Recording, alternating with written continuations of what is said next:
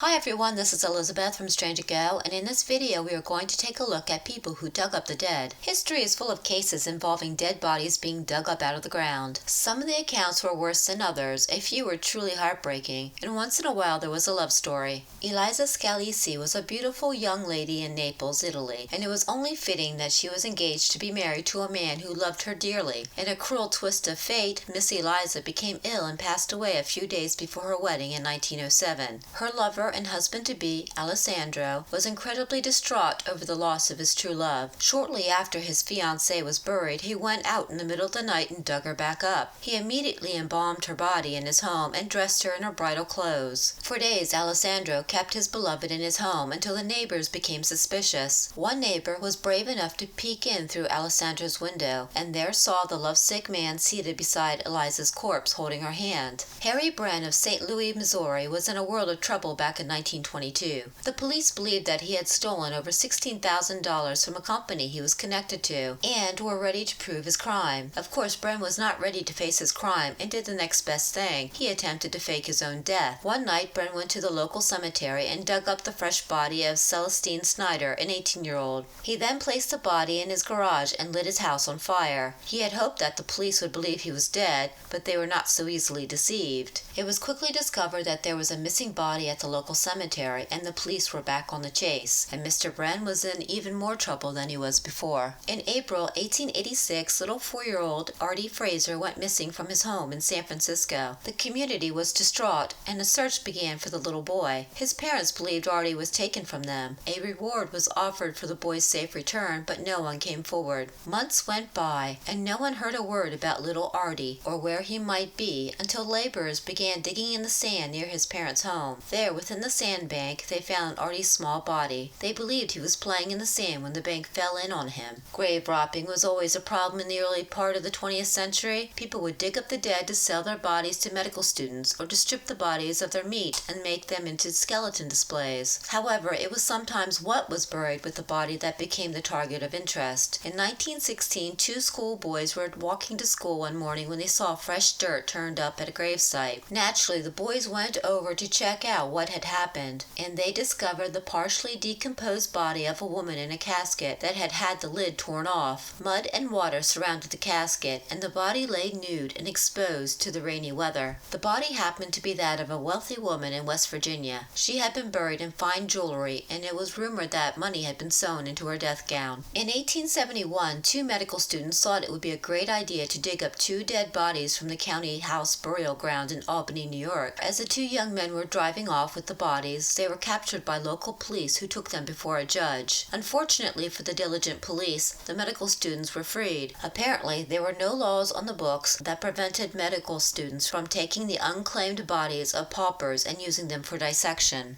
The Chicago Tribune reported a story about a soldier's widow back in 1896. The middle-aged woman would often visit her departed husband Henry in the old cemetery near her home. As the years went by, she noticed that his grave plot was starting to cave in, and she felt that it was her solemn duty to get her husband a better plot in the soldiers' cemetery nearby. The widow paid the cemetery men to dig up her husband's remains and place them in a new plot. As before, the woman would visit her husband and bring him flowers, until one day a man approached her and accused her of having dug up the body of his wife. Naturally, the man was upset and had threatened to sue the widow.